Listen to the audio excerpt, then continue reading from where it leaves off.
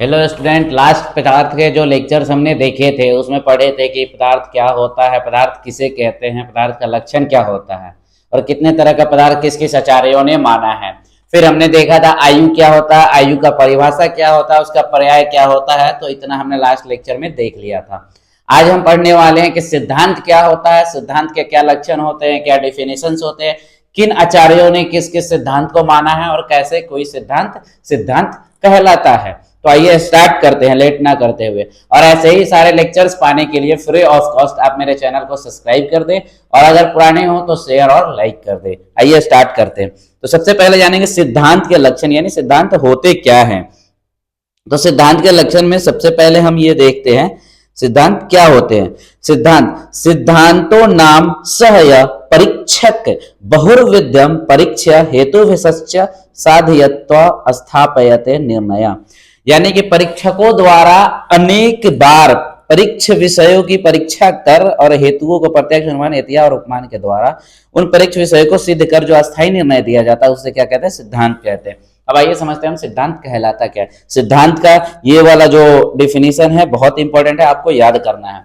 सिद्धांत कहलाता क्या है, यानी किसी भी वैज्ञानिक द्वारा या परीक्षकों द्वारा किसी भी परीक्ष विषय को बार बार परीक्षा करके एक्सपेरिमेंट करके एक जो अस्थायी निर्णय लिया जाता है, किसी भी चीज पे एक अस्थायी फैसला लिया जाता है, उसी को हम क्या कहते हैं, सिद्धांत कहलाता है। यानी सिद्धांत एक अस्थायी निर्णय होता है, परमानेंट सॉल्यूशन हो जाता है, उसको फिर हम चेंज नहीं कर सकते हैं। ठीक है, अब आता है कि सिद्धांत के कितने भेद होते हैं। तो सिद्धांत चार भेद होते हैं। सिद्धांत के कितने भेद होते हैं, तो सिद्धांत के चार भेद होते हैं। कौन कौन से होते हैं, सचतुर्विधम, सर्वतंत्र सिद्धांत, प्रतितंत्र सिद्धांत, अधिकरण सिद्धांत, अभ्युपगम सिद्धांत चेती। यानी ये चार सिद्धांत कौन कौन से होते हैं। सबसे पहला होता है सर्वतंत्र सिद्धांत, दूसरा प्रतितंत्र, तीसरा अधिकरण और चौथा होता है अभ्युपगम सिद्धांत। तो ये चार तरह के सिद्धांत पाए जाते हैं।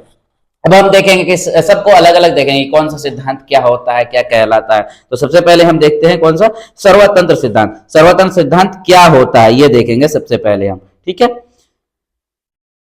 सर्वतंत्र सिद्धांत। तो तत्र सर्वतंत्र सिद्धांतो नाम तस्मिन् अस्मिन् सर्वस्मिस्तंत्रे ततत प्रसिद्धम, यानी सर्वतंत्र सिद्धांत वह सिद्धांत है जो सभी आचार्यों ने और सभी जितने भी हमारे शास्त्र है सब में सिद्धांत को सिद्धांत माना है। यानी दुनिया में कहीं भी चले जाओ उस सिद्धांत को माना, यानी उस प्रिंसिपल्स को माना गया है और सारे विद्वानों को द्वारा माना गया है। वो क्या कहलाता है, सर्वतंत्र। सर्व का मतलब ये होता है प्रकार, हर जगह। तंत्र का मतलब जो हर ग्रंथ में पाया जाए, यानी हर ग्रंथ में, हर शास्त्र में, हर आचार्यों द्वारा जो सिद्धांत को माना जाता है उस सिद्धांत को क्या कहते हैं, सर्वतंत्र सिद्धांत कहते हैं। सर्वतंत्र के बाद जो दूसरा सिद्धांत आता है हमारा, वो आता है प्रतितंत्र सिद्धांत। प्रतितंत्र सिद्धांत क्या होता है, तो प्रतितंत्र सिद्धांतो नाम तस्मिन् अस्ति अस्मिन् एकैक स्थिति मन्ये ततत प्रसिद्धम, यानी प्रतितंत्र सिद्धांत वह सिद्धांत है जो किसी शास्त्र ने माना है, किसी ने नहीं माना है, जो भिन्न भिन्न शास्त्रों में भिन्न भिन्न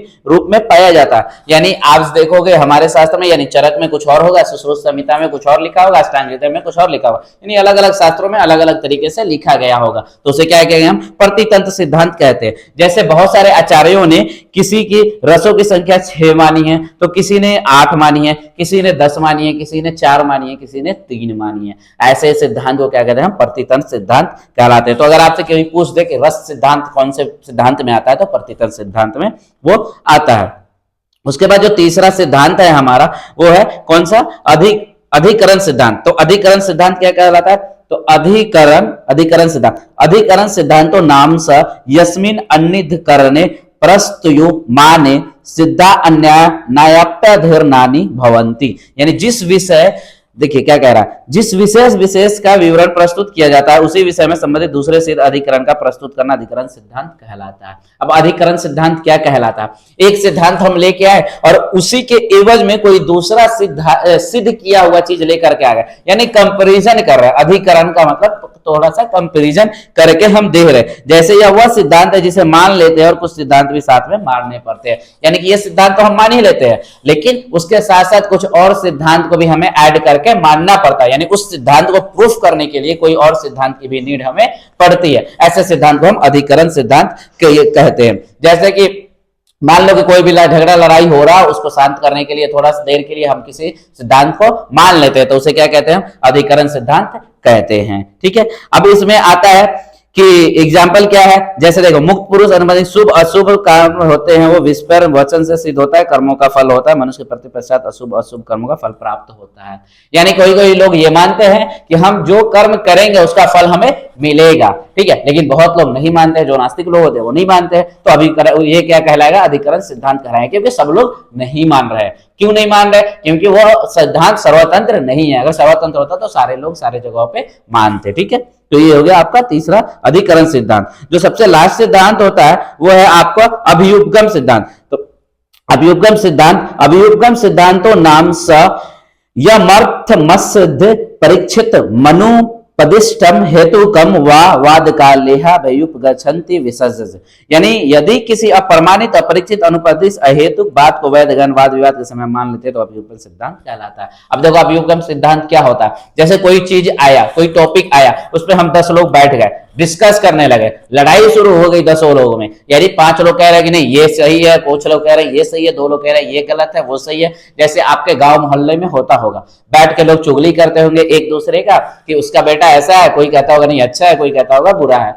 तो वो वहां पे उस बात विवाद को थोड़ी देर के लिए शांत करने के लिए जो मेजोरिटी में होते हैं वो ये मान लेते हैं कि जो मेजोरिटी कह रहा है, यानी जो ज्यादा लोग कह रहे हैं वो सच है। यानी अगर आप गलत भी है, अगर आपको 10 लोग सही कह रहे हैं, 10 में से 5-7 लोग सही कह रहे हैं, तो आप सही माने जाओगे। तो ऐसे सिद्धांत को क्या कहते हैं? हम अभियुपगम सिद्धांत कहलाते हैं। अभियुपगम सिद्धांत बस झगड़ा को निपटाने के लिए, लड़ाई को निपटाने के लिए कुछ समय के लिए मान लेते हैं, लेकिन वो रियल सिद्धांत नहीं होता है। जैसे कभी द्रव्य को प्रधान मानकर कहेंगे, कभी गुण को प्रधान मानकर कहेंगे।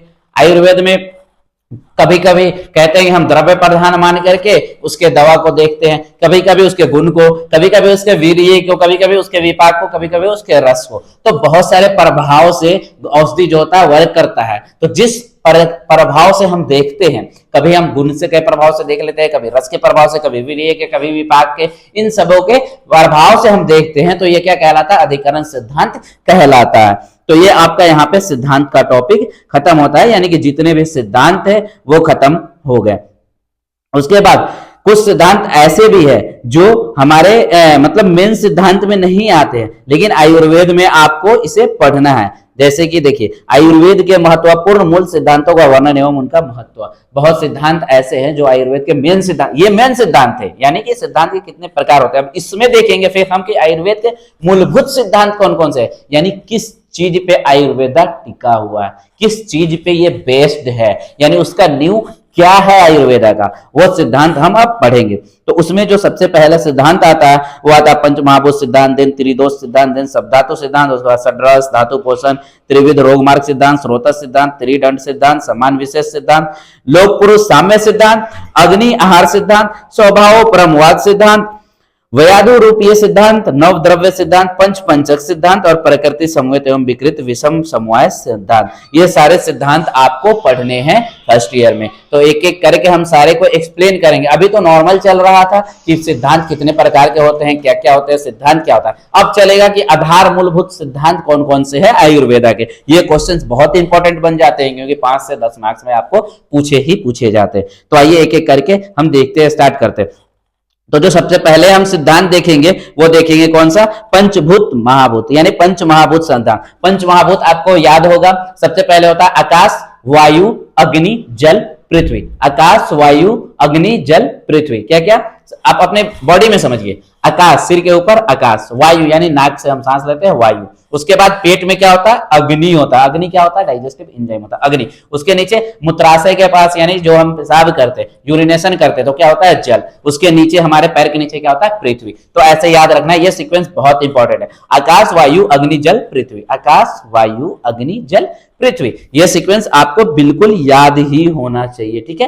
तो ये याद रखिएगा। तो वही पंच महाभूत होते हैं। पंच महाभूत सिद्धांत क्या कहता है? तो पंच महाभूत सिद्धांत को सर्वसंग सिद्धांत भी कहा जाता है। आयुर्वेद के अनेकांश सिद्धांतों के आधारभूत सिद्धांत है। अब देखिए, जो पंच महाभूत है वो सर्वतंत्र सिद्धांत है, यानी हर लोगों ने माना है। अब यही मूलभूत सिद्धांत है सारे का। जैसे कौन कौन से का? त्रिदोष सिद्धांत का, रसवाद सिद्धांत का, द्रव में विभिन्नता का सिद्धांत का, जितने भी सिद्धांत है सबका मूलभूत सिद्धांत ये है। पंचमहाभूत सिद्धांत क्या कहता है? पंचमहाभूत सिद्धांत ये कहता है दुनिया में जितने भी द्रव्य है या जितने भी इंसान हो, कोई भी मटेरियल्स हो, कुछ भी हो, वो सारे चीज किस चीज से मिलकर बने हैं? पंचमहाभूत से मिलकर बने हैं। किसी में किसी चीज की ज्यादा है, कोई चीज कम है, तो उससे उसके अकॉर्डिंग हम जानते हैं। जैसे जिसमें जल ज्यादा होता है तो उसे जल वर्ग के नाम से जानते हैं, जिसमें आपको वायु ज्यादा होता है उसे वायव्य के नाम से जानते हैं। ठीक है, तो इस तरह से जिसमें जिस महाभूत की अधिकता होती है यानी कि ज्यादा पाई जाती है, उसके अकॉर्डिंग उसका नामकरण होता है। ये पंचमहाभूत सिद्धांत कहता है कि जो भी चीजें हैं दुनिया में वो किस चीज से बनी है? पंचमहाभूत से मिलकर बनी है। ठीक है, तो यही पंचमहाभूत कहता है। अब देखिए, जैसे यहाँ एक एग्जाम्पल दिया भी हुआ है, पंचमहाभूत महाभूत अनुसार द्रव्य के कर्म। जैसे आकाशीय जो द्रव्य होगा उसका क्या काम होगा? मृदुता लाएगा, सुशीलता लाएगा और लघुता उत्पन्न करेगा। वायव्य जो होगा रुक्षता लाएगा, दौर्बल्य लाएगा, गति, स्वस्थ एवं लघुता उत्पन्न करेगा। आग्नेय द्रव्य दहन, पाचन करेगा, कांति करेगा, वर्ण करेगा, आदि करेगा। आपके शरीर में क्लीनता लाएगा, स्नेहन करेगा, तर्पण करेगा और आदि। ठीक है, उसी तरह से पार्थिव द्रव्य जो है यानी जिसमें पृथ्वी की अधिकता होगी यानी कि पृथ्वी ज्यादा होगी तो शरीर को उपचित करना, दृढ़ प्रदान करना, गुरुता यानी भारीता और स्थिरता उत्पन्न करेगा। ठीक है, तो ये था आपका पंचमहाभूत सिद्धांत। पंचमहाभूत सिद्धांत, आकाश, वायु, अग्नि, जल, पृथ्वी जो पंचमहाभूत है, पंचमहाभूत कहते हैं इसी कारणवश कार्य रूप ऐसी दो अवस्थाएं होती है। ठीक है, परमाणु यही सारे पे को लिखा है ऐसे करके, मतलब कि एक्सप्लेन करके लिखा है। जो मैंने एक्सप्लेन किया है उसको इसमें लैंग्वेज में लिखा हुआ है, तो आप एक बार इसे रीड कर लेना। अब देखिए, सबसे पहले आप जानते हैं कि शब्द, स्पर्श, रूप, रस, गंध ये 5 इंद्रिय ग्रहण गुण कर्मशः इन पंच महाभूतों के विशेष से गुण होते हैं। अब आपको समझ नहीं आ रहा होगा कि ये शब्द क्या है, स्पर्श क्या है, रूप क्या है, रस क्या है, गंध क्या है। ये पंच महाभूत से ही उनके गुण है, यानी पंच महाभूत जो है ना उसी के विशेष गुण है शब्द, स्पर्श, रूप, रस, गंध। और ये इंद्रिय ग्रह गुण होता है। कौन सा? इंद्रिय ग्रह। इंद्रिय की क्या होता है? जो हमारा इंद्रिय है, यानी कि पंच इंद्रिय, पंच ज्ञान इंद्रिय, पंच कर्म इंद्रिय और एक उभय इंद्रिय, 11 इंद्रिय मनुष्य में पाई जाती है। तो जो पंच ज्ञान इंद्रिय होती है उससे जो ग्रहण किया जाता है उसे हम कहते हैं पंच इंद्रिय ग्राह्य गुण। ठीक है, उसे हम क्या कहते हैं? पंच इंद्रिय ग्राह्य गुण। ठीक है, तो वही ये है। जैसे द्रव्य में पाए जाने वाले गुरुवादी गुणों में महाभूतों की प्रधानता होती है, कुछ अवैध गुणांतर करके प्राप्त होते हैं। तो शब्द, स्पर्श, रूप, रस, गंध ये किसके गुण हो गए? पंच महाभूत के। ठीक है, शरीर में उपस्थित सभी अंग प्रत्यंग, उपधातु, धातु क्या होते हैं? सारे चीज दुनिया में जो भी चीज है वो किससे बना हुआ होता है? पंच महाभूत से बना हुआ होता है। ये श्लोक आपको याद रखना है। This is the very important for पंच महाभूत सिद्धांत। सर्वद्रव्यम पंच भौतिकम अस्मिन अर्थे। ठीक है, सर यानी दुनिया में जितने भी द्रव्य है सब पंच महाभूत से मिलकर बनी है। देखिए यहाँ पे कुछ पिक्चर भी दिया हुआ है, पृथ्वी का, जल का, अग्नि का, आकाश का, वायु का, तो ये आप पिक्चर देख लेना। अब आता है कि भूत शब्द क्या होता है। पंच महाभूत तो हमें समझ में आ गया, लेकिन भूत शब्द क्या होता है? अरे वो वाली भूत नहीं है जो भूत प्रेत होता है, वो वाली भूत ये नहीं है। ठीक है, ये दूसरी भूत है। वो ऐसी, ये ऐसी भूत है जो विशेष गुण होती है ना पंच महाभूत में, वो भूत है। ठीक है, तो बहिर मुक्तावली के अनुसार बहिर इंद्रिय ग्राह्य विशेष गुणवतम भूतवतम, यानी कि बाहरी इंद्रिय द्वारा जो चीज हमें ग्रहण किए जाते हैं वो क्या होते हैं? ये भूत होते हैं। बाह्य इंद्रिय ज्ञान इंद्रियों के द्वारा ग्रहण किए जाने वाले शब्दादि विशेष गुण वे भूत कहलाते हैं। श्रोत इंद्रिय का शब्द ग्रहण करती है, स्पर्शन इंद्रिय स्पर्श का, चक्षुर इंद्रिय रूप का, रस इंद्रिय रस का, घ्राण इंद्रिय गंध का ग्रहण करती है। ये भूत कहलाती है। भूत और महाभूत दोनों शब्द पर्यायवाचक है। आयुर्वेदिक संहिता और दर्शन शास्त्र में इसका स्पष्ट उल्लेख किया गया है। ठीक है, तो ये आपको देख लिए पंच महाभूत सिद्धांत। अब हम देखते हैं क्या? भूत अनुप्रवेश, यानी कि भूत कहां कहां पाए जा सकते हैं, कैसे कैसे प्रवेश करते हैं। ठीक है, तो पृथ्वी में क्या क्या होगा? पृथ्वी, जल, अग्नि, वायु, आकाश। ठीक है, पृथ्वी, जल, अग्नि, वायु, आकाश ये दिए हुआ है। सारे चतुर्थांश भाग होते हैं, यानी एक में 4 भाग, एक में 3 भाग, ऐसे करके जिसमें ज्यादा होगा उसके नाम से वो जाना जाएगा। ठीक है, मतलब जिसमें जो भूत ज्यादा होगा वो उसी के नाम से जाना जाएगा। जिसमें रस ज्यादा होगा तो रस के नाम से, जिसमें वायु ज्यादा होगा वो वायु के नाम से जाना जाएगा। ठीक है, उसके बाद पंच महाभूत सिद्धांत की उपयोगिता, यानी कि हम क्यों पढ़ते हैं, पंच महाभूत सिद्धांत क्या है, इसे क्यों पढ़ते हैं, आयुर्वेद में इसका क्या महत्व है। ठीक है, तो ये देखते हैं।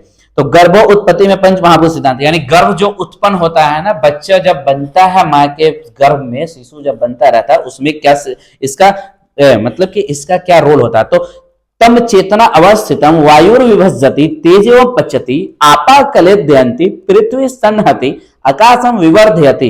अब देखिए इसका मीनिंग क्या कह रहा है, ये कहां से उठाया गया है, सुश्रुत संहिता से उठाया गया है। शुक्र शोणितम संयोग के बाद चेतना के अवस्थित हो जाने के पश्चात वायु के द्वारा क्या होता है, वायु क्या करता है, जब शुक्र शोणित गर्भ में मेटिंग हो जाता है, यानी मेल फीमेल जब सेक्स कर लेता है, उसके बाद स्पर्म और ओवम जब मेट कर लेता है, ठीक है, एम्ब्रियो में, तो क्या होता है, तो वायु क्या करता है, विभाजन क्रिया यानी डिवीजन करता है वायु। अग्नि क्या करता है, पाक क्रिया डाइजेशन करता है। आप यह जल क्या करता है, क्लेदन करता है, उसे भिंगा के रखता है, ठीक है, मॉइस्चर प्रेजेंट रहता है, मॉइस्चर करके रखता है। पृथ्वी के द्वारा संहनन क्रिया यानी कंपैक्शन यानी कंपैक्ट बनाता है, यानी कि उसे स्ट्रेंथन देता है कौन, पृथ्वी। और विवर्धन एक्सपेंशन का कार्य कौन करता है, आकाश करता है, यानी उसे बढ़ाने का कार्य, विवर्धन करने का कार्य कौन करता है, आकाश करता है। इस तरह गर्भ का विकास होता है, यानी 1 से 2 सेल, 2 से 4, 4 से 8, 8 से 16, 16 से 64 सेल जो बनते हैं, जाइगोट बनते हैं, वो इसी के अकॉर्डिंग होता है, पंचमहाभूत के अकॉर्डिंग। अब देखिए त्रिदोष और पंचमहाभूत सिद्धांत में क्या समानता है वो देखिए।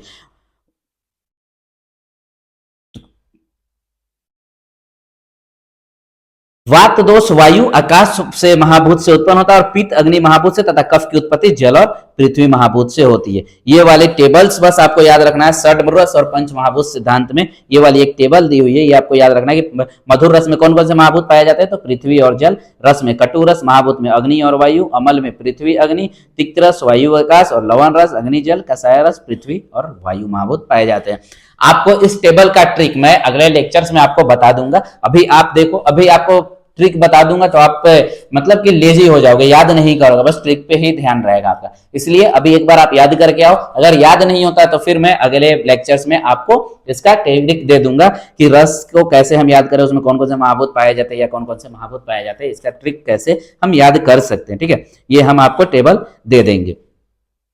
उसके बाद आता है द्रव्य के गुण और पंच महाभूत सिद्धांत में क्या क्या मतलब कि क्या क्या समानता है। तो आचार्य सुश्रुत ने द्रव्य के कर्मों के आधार पर उनके भौतिक संगठनों की कल्पना की है। जैसे जो वमन द्रव्य होंगे उसमें क्या क्या पाया जाएगा, अग्नि और वायु पाया जाएगा, उसका काम क्या होगा, दीपन द्रव्य कहेंगे, और उसमें कौन सी महाभूत की अधिकता होगी, अग्नि की।